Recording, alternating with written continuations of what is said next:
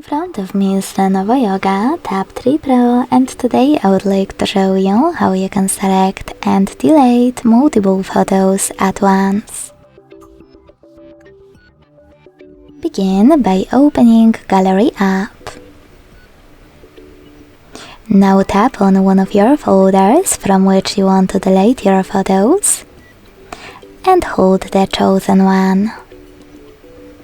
To pick multiple right away, click on Item Selected at the top and hit Select All.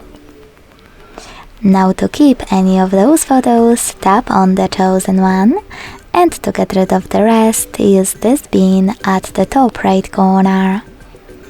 Then select OK in the pop-up and wait.